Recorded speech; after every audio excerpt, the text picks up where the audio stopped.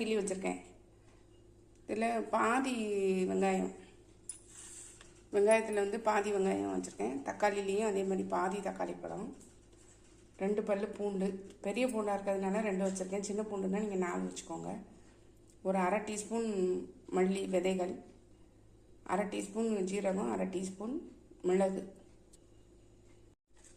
முதல்ல இந்த மல்லி விதை, ஜீரகம், மிளகு, பூண்டு இது எல்லாத்தையும் இதில் போட்டு தட்டிக்கலாம்.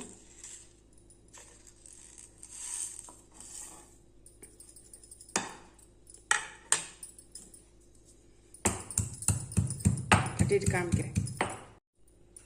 தட்டிட்டேன் பாருங்கள், இருக்கட்டும். அடுப்பில் கடாய் போட்டிருக்கேன். ஒரு அரை டீஸ்பூன் அளவு எண்ணெய் விட்டுருக்கலாம். இந்த வெங்காயத்தை போட்டு லைட்டாக வதக்கிடலாம்.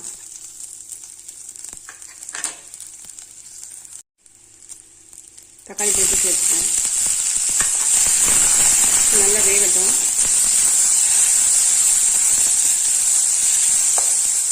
கொஞ்சம் மசிஞ்சு வரட்டும். தக்காளி கொஞ்சம் வதங்கிடுச்சு. நம்ம இதோட கீரையை கொஞ்சம் சேர்த்துடலாம்.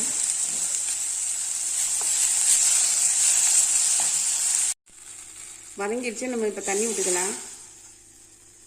நமக்கு தேவையான அளவு 1 கப்போ 1.5 கப்போ வந்து நீங்கள் வந்து விட்டுக்கலாம்.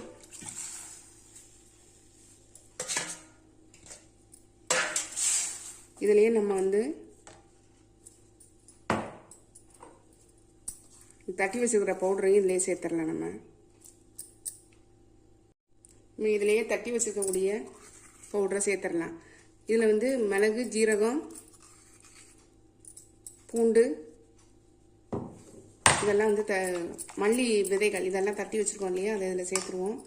இதை கொஞ்சம் 1/4 டீஸ்பூன் வந்து மஞ்சப்பொடி, பெருங்காயம், தேவையான அளவு உப்பு சேர்த்துடலாம். உப்பு இதில் சேர்த்து கொதிக்க விட்டு நம்ம எடுத்துடலாம். அவ்வளோதான், நம்மளுடைய கொதிச்சிருச்சுன்னா நம்மளுடைய சூப் ரெடி ஆயிடும். நல்லா கொதிச்சு கீரையெல்லாம் வெந்துருச்சு பாருங்கள். நம்ம இப்போ இதை ஆஃப் பண்ணிட்டு வடிகட்டிடலாம். இப்போ வடிகட்டிடலாம்.